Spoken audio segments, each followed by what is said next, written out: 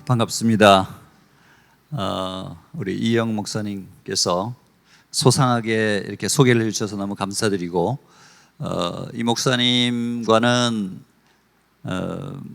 교회에서 그 전부터 알고 있었지만 늘 아주 이렇게 표정이 너무 온화하시고 밝으시고 반갑게 맞아주셔서 늘 제가 가장 우리 온누리 목사님 중에서는 존경하고 또 좋아하는 그런 목사님입니다. 그렇지만 그 부드러움 속에 복음에 타협하지 않는, 또 선교를 물러서지 않는 그런 또 큰 카리스마가 있다는 걸 제가 잘 알기에 그래서 더 존경하는 것 같습니다. 이렇게 초대해 주셔서 너무 감사드리고, 우리 이면태 장로님, 동기 장로님 늘 선교 통일에 대해서 열정을 가지고 계신 것 너무 감사를 드립니다. 오늘 여기 와보니까 10개국 12개 지역에 여름 아울리치를 한다는 것을 듣고 너무 놀랬고, 그렇게 많은 숫자의 그 규모에, 그리고 또 대부분의 그 가시는 대상 그 선교사님들이 저희 TIM 선교사라는 것에 또 한 번 놀랬고, 네, 그래서 오늘 큰 선교의 주제로 한 달간 수요 저녁 예배를 드리는 걸로 알고 있는데, 저에게 이런 기회를 주셔서 너무나 감사를 드립니다. 우리 오늘 말씀의 그 세팅을 한번 잘 아시는 말씀이지만 한번 찾아보고자 합니다. 우리가 구약의 역사를 봅니다. 길고 또 우리 성경에도 오랜 역사가 기록되어 있죠. 신구약 중간기가 한 400년 된다고 얘기를 합니다. 카이로스의 때에 하나님이 예언자들을 통해서 예고하신 메시아, 우리 예수 그리스도가 탄생을 하신 것이죠. 네, 얼마나 놀라운 일인지 모릅니다. 우리는 그냥 대략 생각하는데, 할 수도 있는데, 이거야말로 정말 놀랍고 기적적이고, 이것보다 더 충격적인 것은 있을 수 없다고 생각을 할 정도로 우리 소위 구원사에 있어서 핵심적인 것을 얘기를 하는 것이죠. 자, 예수님이 태어나셔서 30년을 기다렸습니다. 그리고 3년간의 공생애가 있었죠. 그 내용들이 우리 복음서에 대부분 다 기록되어 있고, 이제 십자가의 죽음과 부활로, 아까 우리 40일 얘기하셨는데, 부활 이후에 40일 남짓을 있으시고 그 다음에 승천하셨습니다.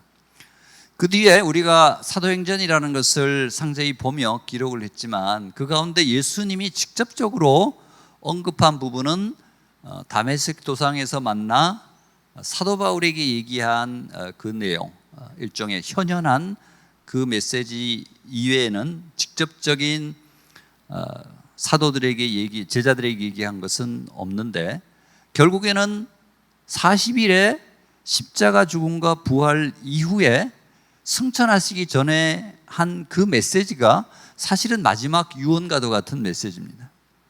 근데 우리가 3년간의 공생애 동안에 많은 산상수훈, 또 천국에 대한 비유, 많은 우리에게 교훈을 주셨지만, 그 내용이 많이 추록되어 있지만 40일간의 부활 이후의 메시지는 그렇게 많이 기록되어 있지는 않습니다.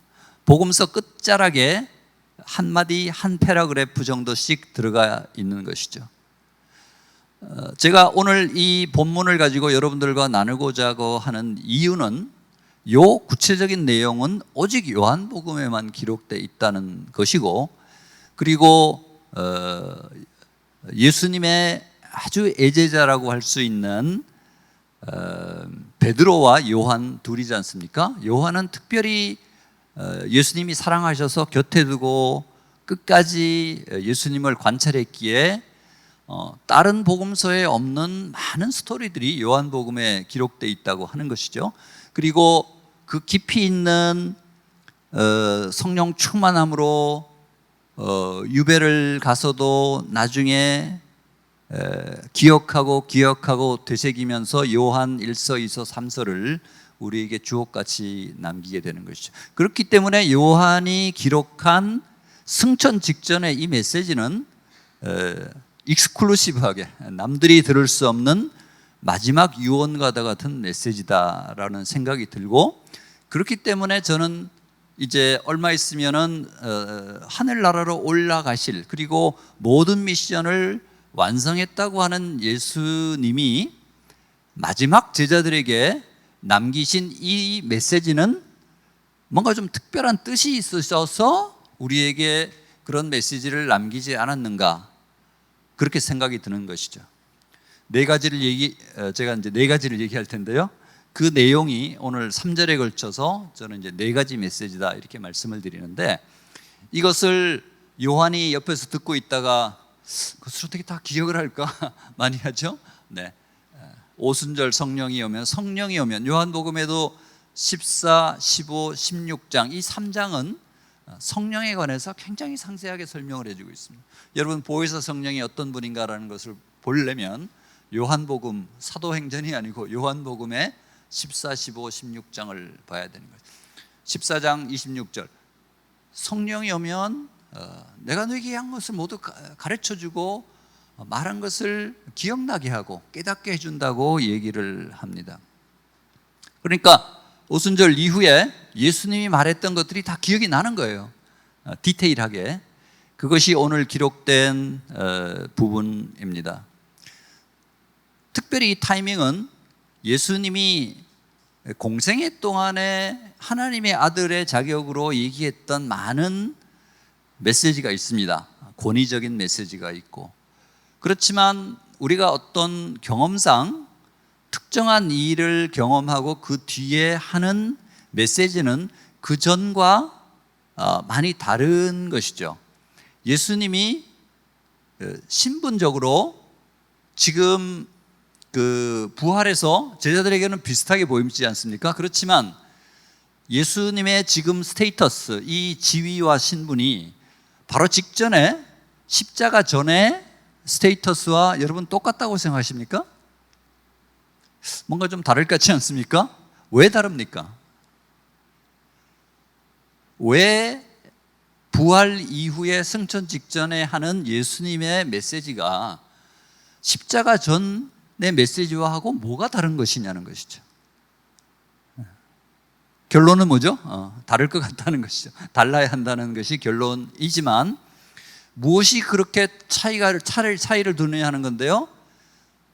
결국에는 십자가의 죽음과 부활은 우리가 구속사에 있어서, 구원사에 있어서 가장 중요한 핵심입니다. 왜 그렇습니까? 우리의 죄를 대속하는 죽음이 있었고, 피를 흘려, 그리고 부활함으로써 죄와 심판과 사망이라고 하는 사단이 우리를 그렇게 괴롭히던 것을 이겨내고, 이제 십자가상에서 내가 다 이루었다라고 얘기를 하시는 것이죠. 다 이루었기 때문에 부활 이후에 승천 직전의 이 메시지는 특별한 메시지다라고 말씀을 드릴 수가 있습니다. 짧아 보이지만 거기에 중요한 메시지가 담겨 있는 것입니다. 왜냐하면 예수님은 십자가 죽음과 부활이 뭘 의미하는지 스스로는 알고 있었습니다.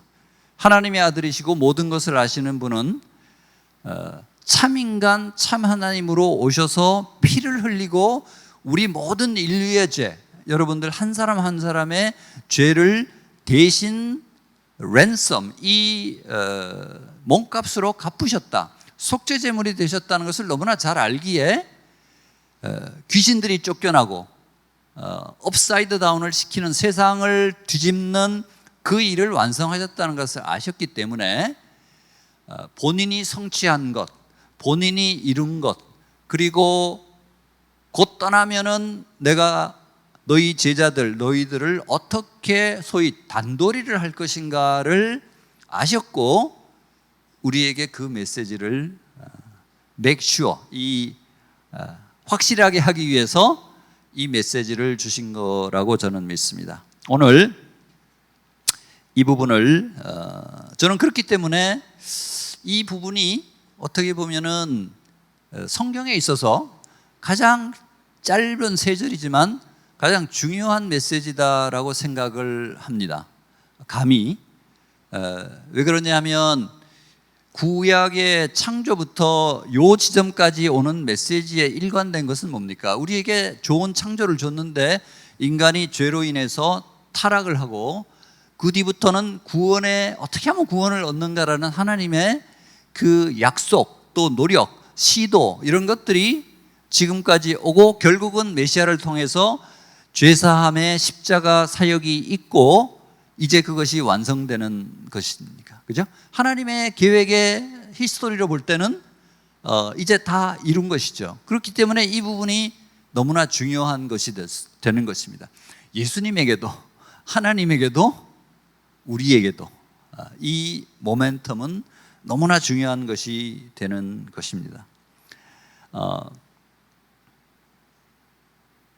제가 그 다음 이렇게 1, 2, 3, 4로 되어 있는 한 게 있는데요. 네, 이게 요약입니다. 제가 여러분들이 그 강의 들을 때 예습, 복습 이걸 잘하기 위해서 제가 예습으로 이걸 먼저 띄웁니다. 오늘의 네 가지 메시지는 그 요 말씀에서 거의 빼온 부분인데요. 제일 마지막은 제가 줄였는데 평강이 있을지어다 너희에게, 그리고 나도 너희를 보낸다, 그리고 성령을 받으라, 죄사함을 선포하라. 이렇게 네 가지를 여러분들 기억하시면은 오늘 예배에 잘 오신 것입니다. 네.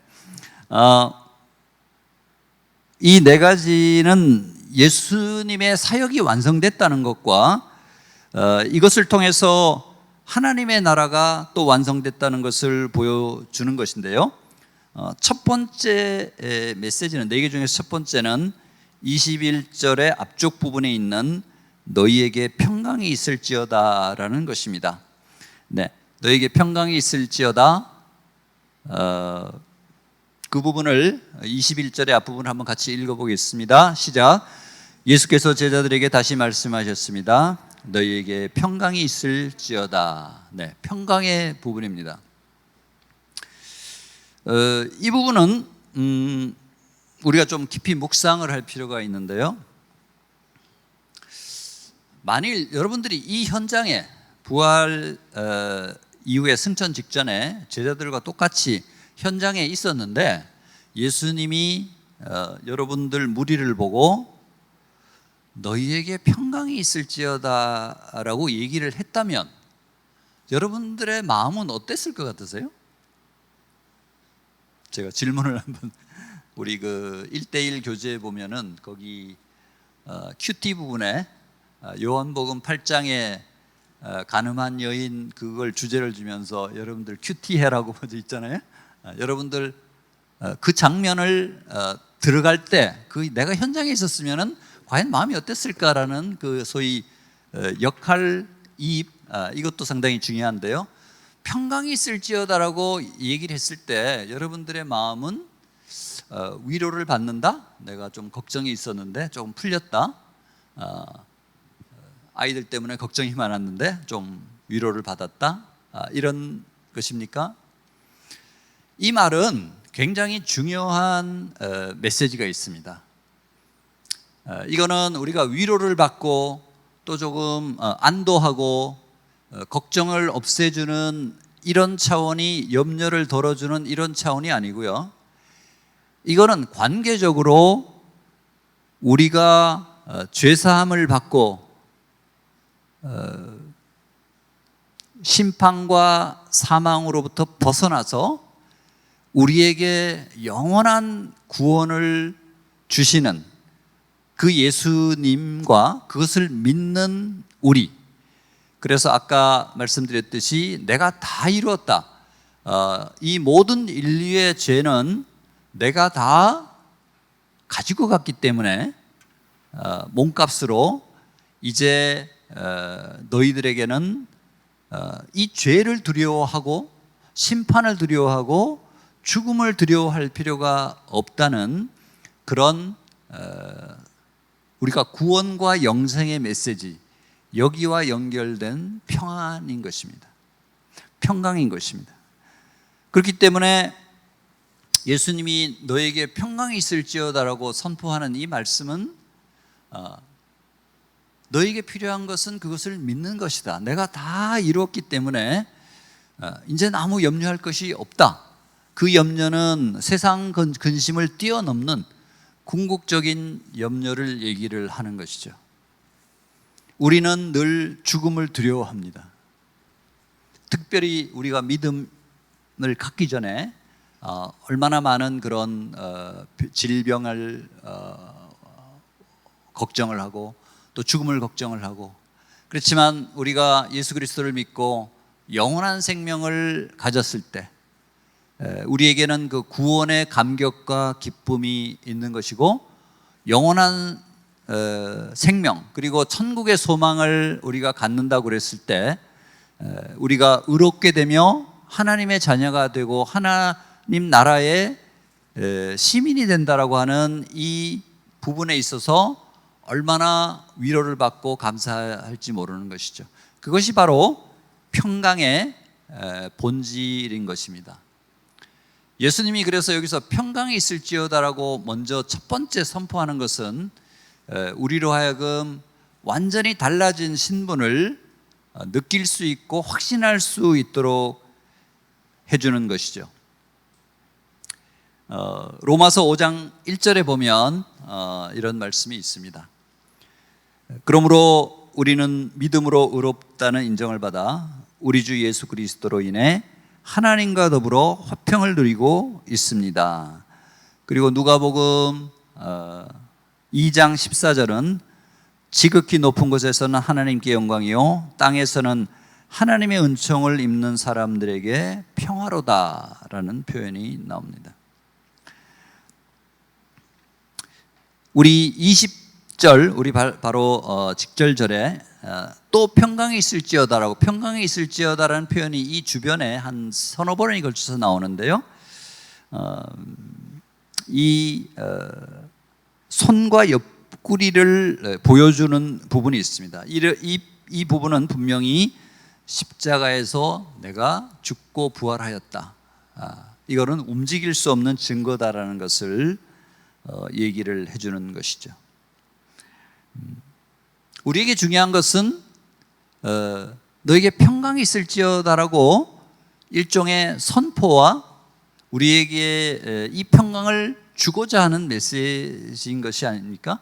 그럴 때 우리에게 중요한 것은 이 예수님의 죄사함의 사역을 믿고 예수님을 구세주와 주님으로 영접하는 데 있는 것입니다. 여러분들 그런 영접으로 새로운 하나님의 자녀가 되신 줄로 믿습니다. 이 믿음을 우리가 지켜야 되며, 또 한 가지 중요한 것은 평강과 기쁨과 하늘나라의 이 소망이라고 하는 것이 실제로 나에게 너무나 기쁘고 너무나 평안하는 이것들을 매일매일 누리면서 살아야 하는 것이 너무나 중요한 것이죠. 그것을 인조이하지 못한다면 평강과 기쁨과 소망이 그냥 관념적인 생각으로만 갇혀 있다면 그것은 의미가 없는 것이죠. 예수님이 평강이 있을지어다라고 선포했을 때 우리는 땡큐 하고 받아들여야 되고, 그것을 거부하거나 억제할 이유가 없는 것입니다. 그것이 더 풍성하게 우리에게 다가오고 우리로 하여금 우리의 삶을 더 의미 있게 추동하기 위해서는 여러분들이 이 평강 그리고 기쁨 이런 것들을 누리며 확신하며 나아가야 할 줄로 믿습니다. 구원받은 나 자신에 대한 확인, 확증, 그리고 그러니까 나 스스로의 평강이 있을 수가 있고요. 하나님과 양자됨으로 우리가 누리는 그 관계적인 아버지와의 관계에 있어서의 평강이 또 있을 수가 있고요. 또 한 가지는 공동체 내에 다른 사람들과 누리는 평강이 있을 것입니다. 내가 구원을 받았다는 기쁨, 그리고 하나님의 진노로 단절되었던 그 관계가 다시 평강의 관계로 회복됐다고 하는 그 기쁨, 그리고 막힌 담을 헌다는 그 십자가의 의미인 것처럼 공동체 안에서 많은 어려움을 겪고 있는 관계를 뛰어넘는 그 평강이 있을 수 있다는 세 가지 차원의 우리가 평강을 생각할 수가 있겠습니다. 이것이 중요한 스타팅 포인트이고 앞으로 얘기할 세 가지가 여기에 기초해서 시작이 되는 것입니다. 그렇기 때문에 평강이 있을지어다라는 것을 여러 번 예수님이 강조한 이유는 바로 우리의 변화된 신분, 구원의 감격과 기쁨이라고 하는 이 평강이 중요하다는 이유인 것입니다. 여러분, 천국에서 안식과 평안함과 하나님만을 찬양하고 예배할 수 있는 그 권리, 그 환경이 나에게 주어진다는 것은 얼마나 기쁜 일인지 모르는 거 아니겠습니까? 여러분들 주님이 주시는 평강으로 평생을 또 하나님 나라에서 영원히 사는 그런 기쁨을 누리시기를 축원합니다. 두 번째 메시지는 아버지께서 나를 보낸 것처럼 나도 너희를 보낸다입니다.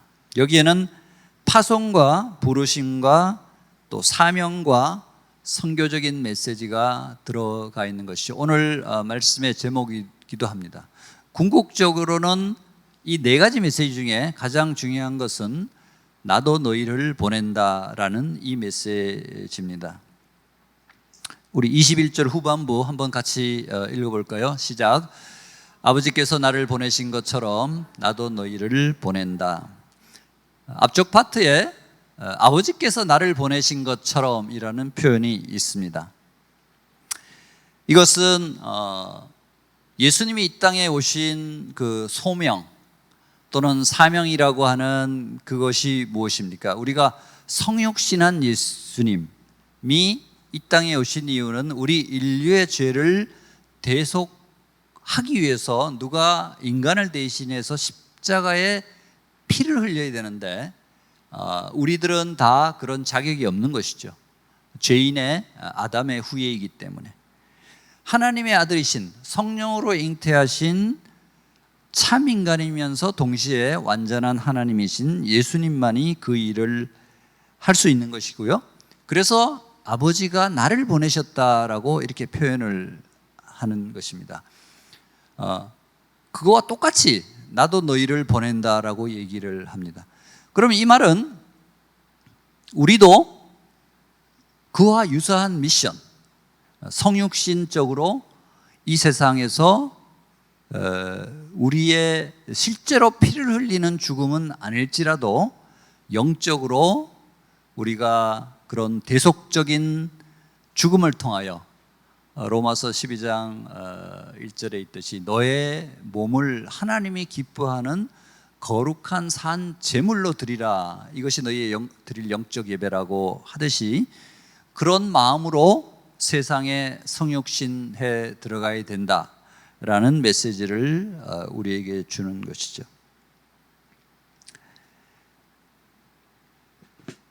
과연 내가 십자가에 못 박힐 정도의, 십자가에서 죽음을 감당할 정도의 헌신과 순종을 할 수 있는 것인가?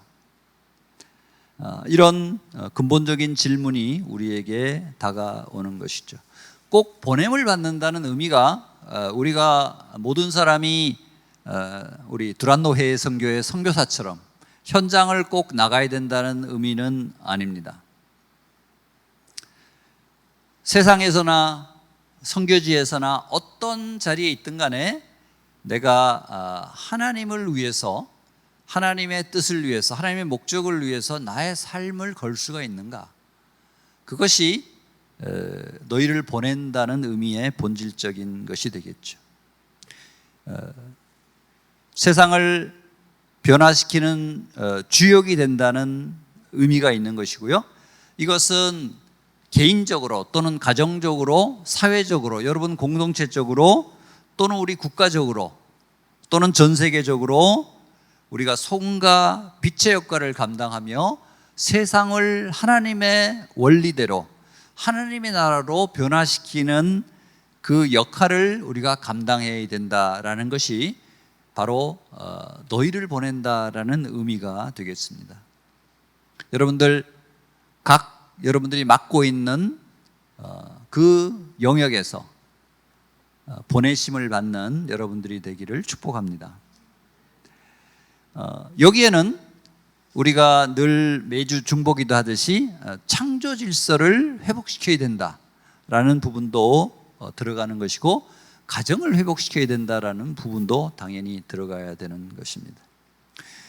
여기에 의미가 너희를 이렇게 표현하고 있습니다. 결국은 이것은 한 사람보다는 공동체적인 메시지를 우리에게 주는 것이죠. 우리가 교회를 개척하며 예배 공동체를 만들며 함께 기도하며 예배하며 아울리치 팀을 구성하고 하는 것은 바로 하나님께서는 우리로 하여금 복수적인 의미로 파송을 하고 싶어 한다는 것입니다. 물론 이것은 가장 강력한 선교적 메시지임은 분명합니다. 많은 선교사님들이 이 말씀을 듣고 선교지로 나가는 결정을 한 것도 사실입니다. 예수님의 기도에서도 요한복음 17장에 나오는 그 기도문의 한 파트에 바로 이 부분이 쓰여져 있습니다. 요한복음 17장 18절인데 우리 같이 한번 읽어볼까요? 시작. 아버지께서 나를 세상에 보내신 것 같이 나도 그들을 세상에 보냅니다. 그 기도문에서 이 부분을 강조하고 있죠. 우리가 sending, 이 보낸다는 말은 라틴어로 또 그리스어로 변형되는 그 부분에 미시오 데이라고 하는 개념으로 많이 있습니다. 미시오 데이, 미시오는 미션의 말이고 보낸다는 의미가 있고요. 데이는 God이라고 하는 하나님의 선교를 우리가 미시오 데이라고 많이 얘기를 하는데요. 이 보내심은 처음에 하나님이 예수 그리스도를 이 땅에 보내셨지 않습니까? 우리가 최초의 선교사라고 말씀을 우리가 하는데요. 그것이 우리를 구원하기 위한 하나님의 계획의 직접적인 이행이었죠. 실천이었죠. 그 다음에 예수님이 우리에게 이 절에서 어떻게 얘기를 합니까? 나도 너희를 보낸다 라고 하는 메시지를 줌으로써 이제 하나님이 예수님을 통해서 성취하려고 했던 그 일이 우리 각자를 통해서 이 세상에 또 펼쳐져야 된다는 것을 얘기를 해주는 것이죠. 우리는 그래서 보내심을 받는 장소가 선교지일 수도 있고 또 자신의 직장이나 또 여러 가지 사업체 그리고 가정 또 이런 교회 공동체 많은 곳에서 여러분들이 우리가 많은 전도를 하고 집회를 하고 맞춤 전도 집회를 통해서 새로운 영혼들을 이 주님께로 오게 하는 이 일들을 하는 것이죠. 여러분 이번 여름 아울리치에 전심을 다해서 하나님이 우리가 지난 2년간 코로나로 힘들어했는데 저희 특별히 현장 선교를 하는 두란노회 선교회는 상당히 어려움을 많이 겪은 게 사실입니다. 그렇지만 많은 화상회의와 또 한국에 방문했을 때 미팅 등을 통해서 우리가 간절한 마음이 있다면, 영혼을 구원하겠다는 간절한 마음이 있다면 이제 이 보낸다는 표현이 굉장히 새로운 발상의 전환으로 우리에게 다가오고 있는 것을 보게 되는 것입니다. 직접 가는 것이 가장 의미 있는 샌딩인 것이죠. 보낸다. 그런데 우리가 여러분 온라인 아울리치 해보셨지만 온라인으로 연결된 그 상황에서 우리가 어떤 영혼을 만나고 복음을 전하고 기도하고 할 때 거기서 영적 교감이 일어나고 복음의 메시지, 하나님의 사랑이 그 줌을 타고 이렇게 흘러가는 것을 봅니다. 줌은 우리가 복음을 전하게 해 줍니다. 이런 그만큼 우리에게는 새로운 세상이 열렸는데 중요한 것은 뭐냐 하면은 우리의 마음의 중심인 것이죠. 화면을 보고 저분이 정말 예수 그리스도를 믿으면 좋겠다. 이게 너무 좋은 것인데 라고 하며 기도하는 마음으로 그걸 했을 때 성령님의 능력은 무한대로 전 세계를 운행하시는 분이기 때문에 그 우리의 간절한 마음들이 그 속으로 연결되는 것이죠. 이 줌의 새로운 세계는 예배를 드린다고 합시다. 예를 들어서. 근데 여기서 우리가 뭐 장소가 꼭 여기 아니라 집에서도 어떤 시간만 정하면 모든 사람이 들어올 수 있죠. 번호를 접속 주소를 주면. 그리고 예를 들어서 찬양은 남아프리카 공화국에 누가 잘한다. 그럼 그 사람이 그 시간에 들어와서 찬양하고, 기도는 저기서 하고, 그 다음에 성경 봉독은 딴 데서 하고, 메시지는 또 어디 유럽에서 하고, 이렇게 다국가적인 장소를 뛰어넘는 그런 것들을 할 수 있는 것이죠. 이럴 때 sending, 보낸다는 의미가 이제 믹스업이 돼서 어디서 어디로 가는 것인가 이렇게 생각할 수 있지 모르죠. sending, 보낸다는 메시지는 아까 예수님이 뭡니까? 우리를 보낸다라고 할 때는 우리는 믿음을 가진 자, 제자라고 볼 수 있는 것이죠. 믿음이 있는 사람이 믿음이 없는 곳으로 가는 것, 방법은 불문입니다. 직접 가거나 온라인으로 하거나 전화로 하거나 아무 문제가 없습니다. 중요한 것은 믿음이 있는 사람이 이 믿음을 가지고 믿음이 없는 사람에게 어떻게 하든지 도달하려고 하는 이것이 바로 샌딩의 진정한 의미인 것이죠. 여러분들 사실은 뭐 최근에 줌이 있지만 몇 년 전에도 제가 어떤 심상현 목사님이라고 지금 뉴욕 인투교회를 잘 하고 계시는데, 제가 요셉 청년부 멘토를 할 때 같이 이제 청년부 담당이셨어요. 그래서 같이 열심히 사역을 하고 너무 성령 충만한 분이고, 근데 급하게 가느라고 저 LA 쪽에 이제 우리 비전 교회 온누리로 가게 됐는데, 그 공항에 이제 떠난다고 저에게 전화가 온 거예요. 그러더니 멘토님, 저에게 저 이제 곧 떠나는데 기도를 좀 해주시기 바랍니다. 이렇게 말씀하시는 거예요. 그래서 저는 얼떨결에 전화해도 되고 기도를 하는데, 기도를 자꾸 하면 할수록 너무 이 간절한 마음이 생기는 거예요. 이 목사님이 거기서 LA 지역 미주에도 많은 우리 교포들이 있는데 믿지 않는 그 영혼을 구원하고 그 교회를 부흥시키고 그런 간절한 일을 했으면 좋겠다라는 간절한 마음으로 전화해도 되고 기도를 하는데, 제가 이제 막 이렇게 성령의 감동을 막 느끼는 거죠. 그것이 전달됐는지 우리 목사님도 이렇게 먹먹한 그런 것들을 하며 우리가 소위 그 교감, 영적 교감을 했던 기억이 납니다. 그런 이미 믿음을 가진 사람이기 때문에 여기에 해당될지 모르지만, 어쨌든 중요한 것은 우리가 간절한 마음으로 상대를 소위 아울리치 했을 때 그것이 어떤 방법이든 간에 우리는 보내심을 받은 자다, 그렇게 생각을 하는 것이죠.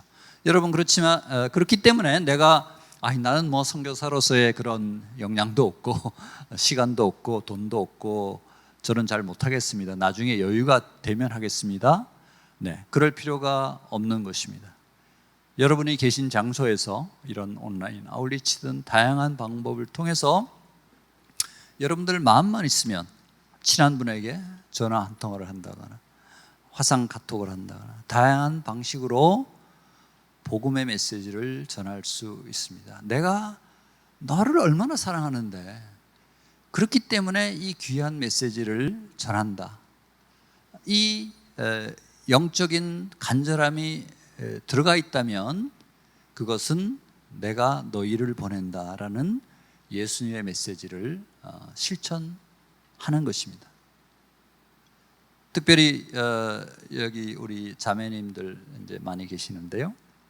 뭐 우리 형제님들도 사실 마찬가지고 부모님들이 또는 뭐 시부모들이 잘 이제 안 믿고 그런 경우 많이 있잖아요. 그러면은 어떤 경우에는 이제 뭐 연로하셔서 또 나이 많으신 분들은 또 고집이 많잖아요, 그죠? 그러니까 말도 잘 안 듣는데 또 관계만 서먹서먹해지지 그런 복음을 굳이 그렇게 막 전할 필요가 있는가 뭐 이런 마음을 할 때도 있죠. 중요한 것은 자주 하라는 의미가 아니고 중요한 것은 그 뭐 며느리나 또는 아들이나 딸이 왜 나한테 저러는가? 저 사람들 마음, 너희 소망에 관한 이유를 묻는 자에게 대답할 것을 예비하라 이렇게 하잖아요. 그 속에 도대체 예수 그리스도가 왜 중요하기 때문에 예수 그리스도를 믿으면 어떻게 되기에 나한테 저렇게 간절하게 하는가? 이 사랑의 마음, 이것을 여러분들이 보여주셔야 된다는 것입니다. 자주는 아니지만 딱 어떤 상황이 기도했을 때 요때다라는 게 들면은 앞에 앉혀놓고 눈을 보면서 예수님이 어머니의 죄를 위해서 십자가에 돌아가셨습니다.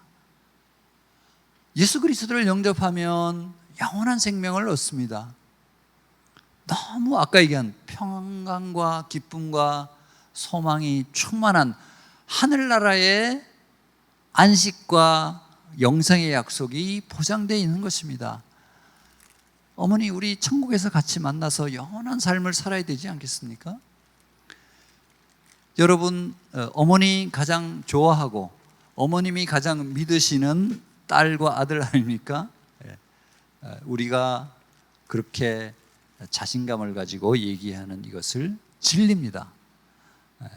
믿으시기 바랍니다. 이렇게 정색을 하고 얘기를 해야 됩니다. 그럴 때 부모들은 자녀가 좋은 걸 하고 있겠지. 내 자녀는 똑똑하니까 이렇게 하며 그것이 진짜 중요하니까 나한테 저런 얘기를 하는구나. 이렇게 마음들이 이제 바뀌는 것이죠. 네, 간절함, 그리고 열정, 그리고 복음, 예수 그리스도 진리에 대한 확신을 가지고 여러분들이 나가셔야 됩니다. 예수님이 너희를 보낸다. 여러분들도 다 보내심을 받는 여러분 한 분 한 분이 되기를 주님의 이름으로 축복합니다. 세 번째는 성령을 받으라입니다. 이것은 우리에게 어떤 정체성을 주고요, 새롭게 태어난 나, 그리고 깨달음과 권능과 소명 또는 사명을 이루는 힘을 주게 되는 것이죠. 22절을 한번 같이 읽어보도록 하겠습니다. 21절 시작. 이 말씀을 하시고 나서 제자들을 향해 숨을 내쉬며 말씀하셨습니다. 성령을 받으라. 네, 요한복음 20장 22절. 뭐 딴 것도 그렇지만 특별히 이 부분도 요한복음에만 기록을 하는데요.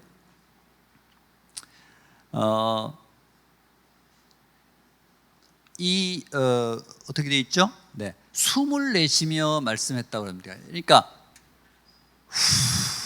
이렇게 불면서 성령을 받으라라고 얘기했습니다. 예수님께서 왜 이런 조금 이렇게 특별한 제스처를 했을까요? 그냥 성령을 받으라 하지도 않고 아마 그 제스처가 의미하는 바가 다 있겠죠. 예수님은 허투루 뭘 하시지는 않으시는 분이기 때문에 분명히 첫 번째 떠오르는 이유는 뭐겠습니까? 이때 얘기하는 성령은 우리가 예수 그리스도를 믿게 될 때 우리가 사실은 거듭남을 체험하는 것이잖아요, 그죠? 과거에 죄된 나는 죽고 새로운 피조물로 거듭나게 되는 것이죠. 이 거듭남의 역사에 있어서 성령의 중요성이 얼마나 큰 건지를 여러분들 아시죠? 그죠? 성령에 의하지 않고는 아무도 그리스도를 주라고 얘기할 수가 없다고 얘기하지 않습니까? 그렇기 때문에 성령을 받으라 할 때는 그 깨달음, 내가 구원을 받았다, 내가 나한테 새로운 생명이 왔다는 것을 확신하며 예수 그리스도가 그 일을 하셨다라고 하며 구원의 보증, 확신을 갖게 됩니다. 그리고 또 다른 하며 내세는 것에는 태초에 우리 인간을 창조했을 때 하나님께서 코에다 대고 생기를 불어넣었을 때 우리가 생명이 됐다, 이런 표현이 있죠.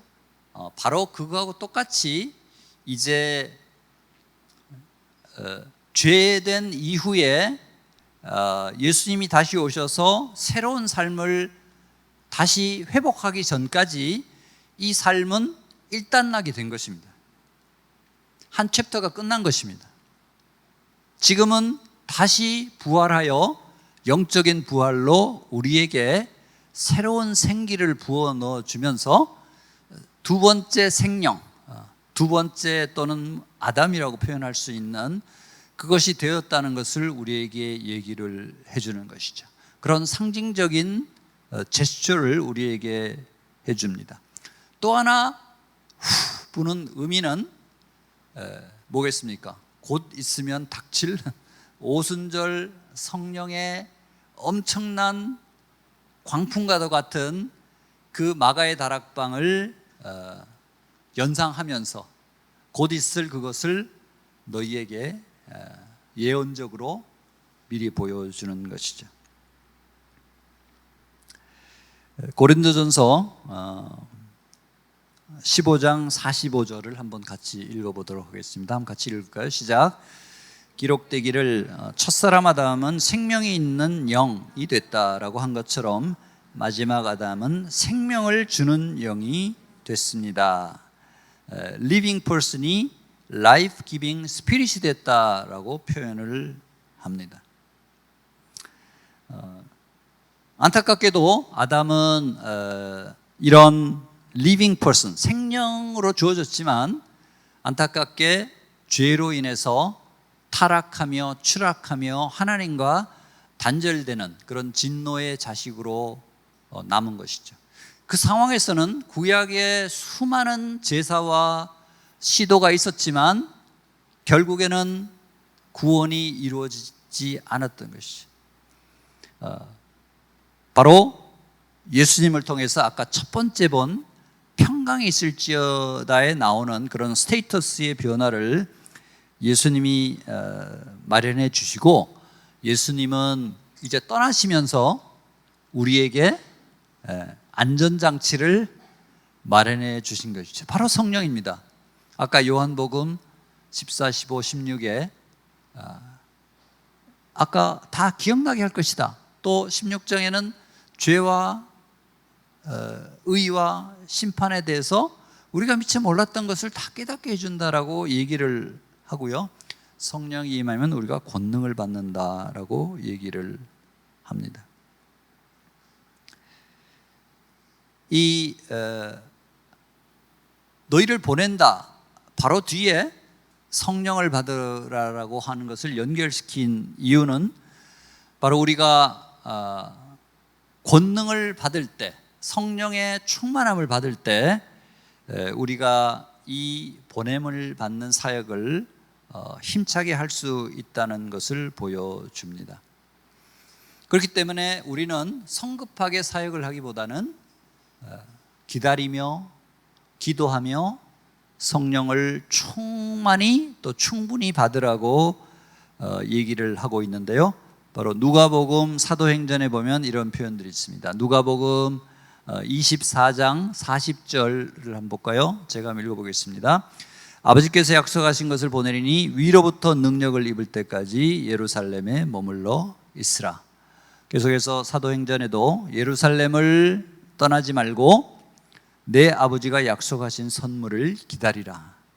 그리고 사도행전 1장 8절에는 성령이 임하면 너희가 권능을 받을 것이다. 그러면 땅끝까지 이르러 내 증인이 될 것이다 라고 하는 말을 연속으로 예수님께서 해주십니다.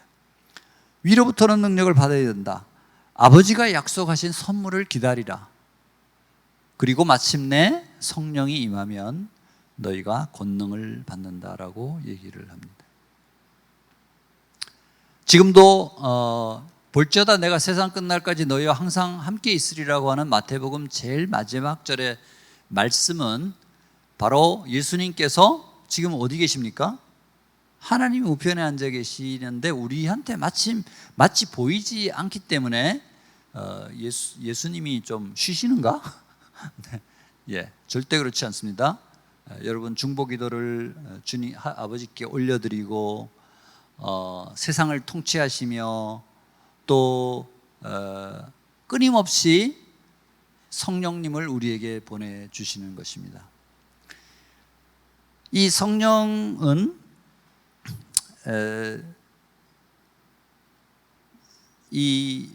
이미 우리에게 와 있고 우리가 간절히 기도하면은 이게 제한이 없는 것입니다. 하나님의 영은 장소, 시간, 그 다음에 횟수, 아무 제한이 없습니다. 이번에 받으면 뭐 한 달 뒤에나 받을까? 아무런 제한이 없습니다. 갈급하고 간구하는 자에게 성령이 임하는 것입니다. 마치 이거는 수도꼭지나 우리 스위치하고 똑같은 거죠. 다 와 있는데 여러분들이 수도꼭지를 틀고 스위치에 불을 올려야지 밝게 켜지는 거하고 똑같은 원리인 것이죠. 마치 자동차의 휘발유와 같은 그런 것입니다. 이미 예수님께서는 보혜사 성령을 우리에게 보내주기 위해서 다 준비되고 결정을 해놨다라고 하는 것이죠. 이 성령 충만한 성령을 받고 모든 사역을 힘차게 해나가는 여러분이 되시기를 주님의 이름으로 축복합니다. 성령을 받으라고 하는 것이 꼭 어떤 마치 우리에게 무슨 큰 영양분을 줘서 우리가 더 몸이 뭐 좋아지고 하는 그런 걸로 생각을 하는데 그거보다는 본질적으로 이런 구원의 감격 또 하나님의 영생에 대한 은혜 그리고 나의 삶을 주님께 드리겠다는 헌신 이런 본질적인 문제가 이 권능 파워의 원천이 되는 것입니다. 마지막으로 네 번째 최종적인 메시지는 죄사함을 선포하라는 것입니다. 죄사함의 말씀입니다.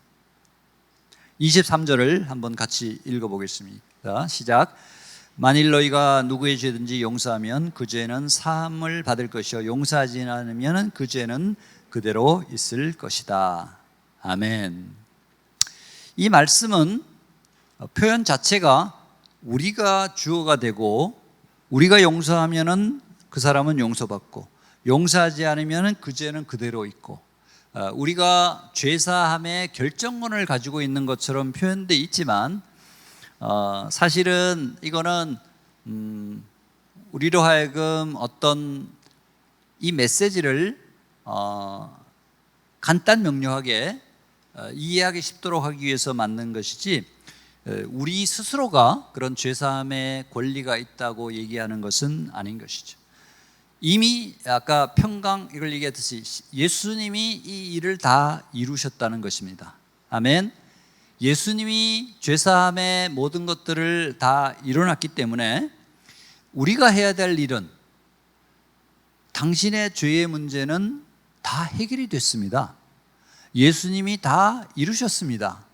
라는 것을 얘기를 하고, 이제 예수님을 여러분들이 구세주와 주님으로 영접한다면 여러분들에게는 죄사함을 통해서 회개의 구원의 역사가 일어날 것입니다. 라는 그 메시지를 전달만 하면 된다는 것이죠.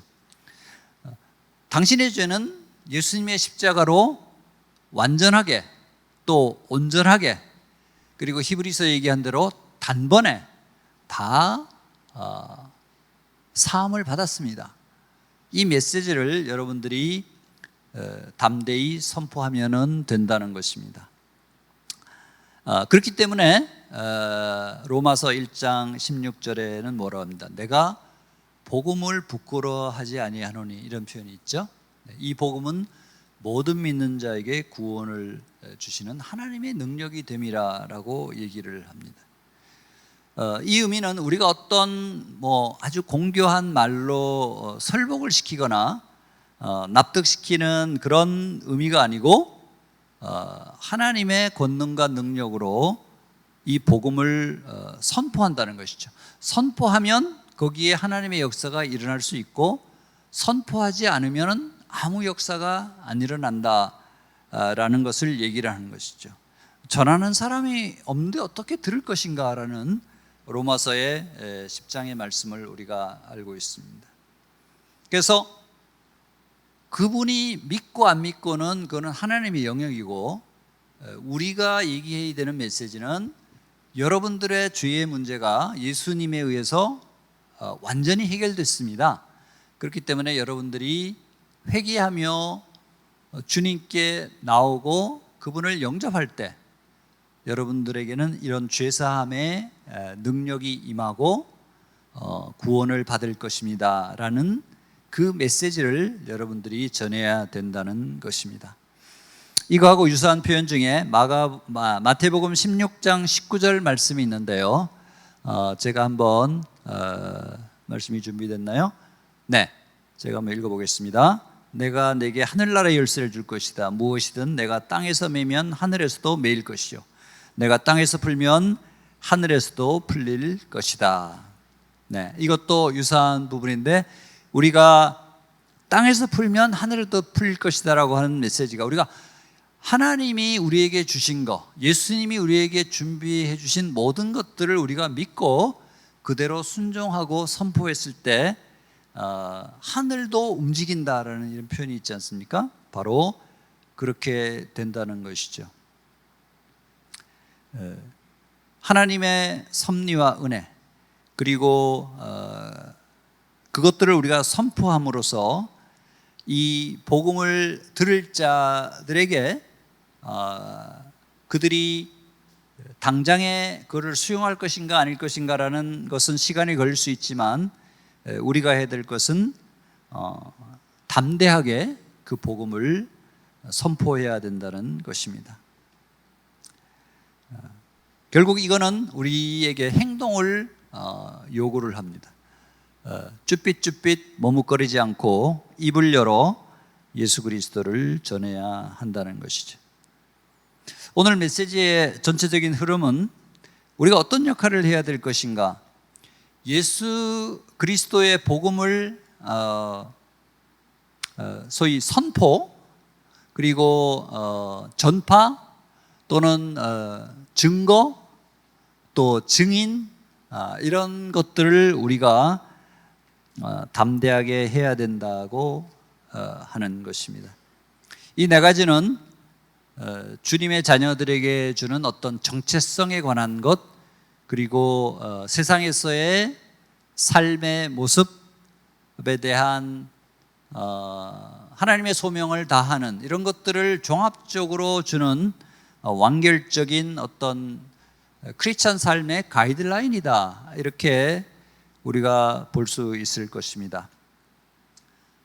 그 네 가지 것을 다시 한번 이제 복습하는 차원에서 제일 마지막으로 한번 보겠습니다. 평강이 있을지어다. 평강의 전체가 기억이 안 나시면 여러분들이 평강을 기억하시면 좋겠습니다. 두 번째, 나도 너희를 보낸다. 보냄의 메시지입니다. 세 번째는 성령을 받으라. 성령의 메시지입니다. 네 번째는 죄사함을 선포하라. 죄사함의 문제입니다. 평강과 보냄과 성령과 죄사함, 이 네 가지를 기억하여 주시고 제가 말씀을 드릴 때 여러분들이 아멘 하시면 좋겠습니다. 너희에게 평강이 있을지어다. 나도 너희를 보낸다.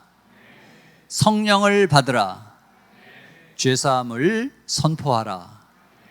이 네 가지 문장이 독특하게 약간 지시형, 명령형으로 되어 있습니다. 그 얘기는 뭡니까? 우리가 예수님의 말씀이기 때문에 순종하고 그것을 받아들여야 된다는 것이죠. 구성을 보면 1번, 3번은 우리가 수동적으로 받기만 하면 됩니다. 그죠? 마음 문을 열고 그대로 받아들이는 것이죠. 2번, 4번은 우리의 약간 의지적인 능동적인 행동을 요구하는 것입니다. 우리가 보냄을 받아야 됩니다. 그리고 믿지 않는 영혼을 만나면 직접 예수 그리스도의 복음을 또 죄사함을 선포를 해야 된다는 것이죠. 우리가 이런 귀한 것들을 받아들이며 평강과 구원과 성령을 받아들이며 나가서 복음을 전해야 된다라고 하는 것을 얘기를 합니다.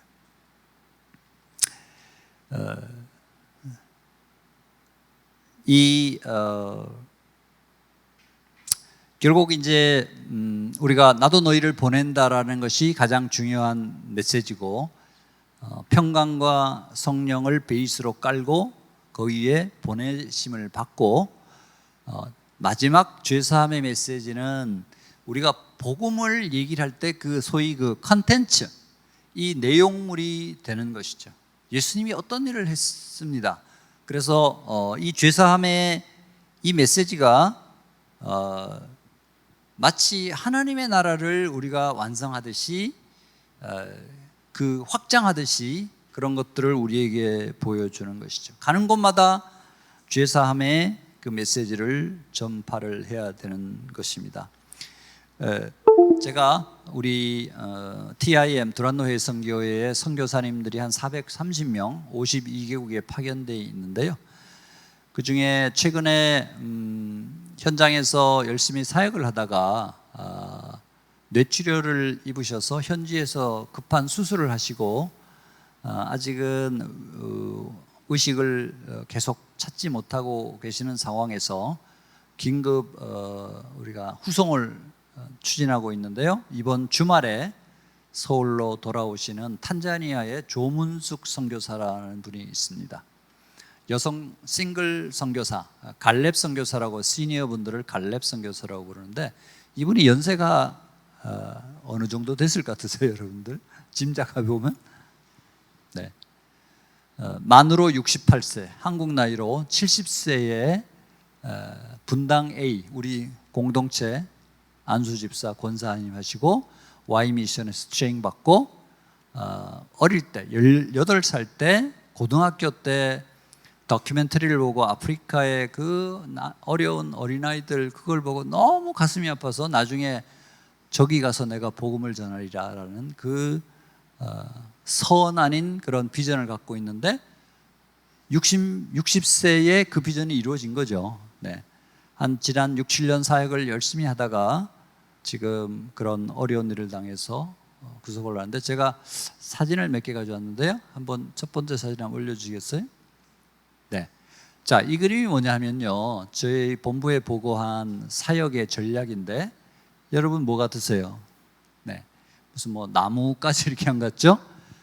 이 70대 이 여성 싱글, 주위에 아무 도움이 없는 분인데 어떤 비전이냐 하면, 이키릴이라고 하는 탄자니아의 이쪽 100% 무슬림 마을입니다. 네. 아무 교회가 거의 없는 데죠. 이키릴이라고 하는 마을에 2020년에 교회를 세웁니다. 그 밑에 숫자가 있죠. 4만 명의 성도가 궁극적인 목표입니다. 그리고 키비리, 움부하라, 루에, 룸바 뭐 하면서 그 각 주변 지역을 얘기하는데 짧게는 15km, 멀게는 100km에 있는 주요 마을들을 타겟으로 해서요. 각각의 목표 연도가 있습니다. 그죠? 2021, 22, 2025년까지 한 5년 동안에 13개 교회를 모교회까지 14개 교회를 개척한다, 건축한다라는 그런 비전을 갖고 있는 것입니다. 거기에 각각의 예상 예배 인원 있죠? 4천, 만, 네. 이 어떤 거는 남양주보다 훨씬 많은 성도를 갖고 있는데, 이분이 이 한 여성의 70세 된 여성의 머릿속에 있는 비전입니다. 이걸 어떻게 달성하느냐? 각 교회마다 로컬 청년들을 훈련시켜서 1대1 합숙해서 확실한 제자를 시키고 신학을 시켜서 이 교회를 맡기는 겁니다. 가서 몇 년 동안 현지인을 해서 책임을 지고, 지금 한 5개 정도의 교회가 이미 개척이 되고 그 중간에 이런 불의의 사고를 당했습니다. 그 다음 한번 사진 있는가요? 네, 이것이 그 교회를 맡는 4명의 수제자, 우리 같으면 예수님의 이 모습이 꼭 12제자를 이제 만든다는 그런 개념 같아요. 수제자들 트레이닝을 시킬 때는 빡세게, 그러나 사랑으로 감싸는 그런 비전으로 해왔고요. 네, 마지막으로 짧게라도 이런 입원을 하고 있었는데 다행히 이번 주말에 한국으로 돌아오게 됩니다. 아마 조 선교사님은 그의 삶을 평생 동안 이 아까 나도 너희를 보낸다, 죄사함을 선포하라, 그리고 성령 충만하고 평강의 마음을 가지고 이 역할을 한 것으로 기억이 됩니다. 여러분들 이 4가지 가르침을 평생 동안 기억하고 나의 남은 삶을 주님께 헌신하는 그런 여러분들이 되기를 축복합니다. 오늘도 남양주 온누리 교회가 이 지역 또 열방 또 글로벌 이것에 everywhere everyone 온 천하에 다니며 만민에게 복음을 전파하는 그런 능력 있고 놀라운 성령 충만한 선교 공동체적인 교회가 되기를 주님의 이름으로 축복합니다.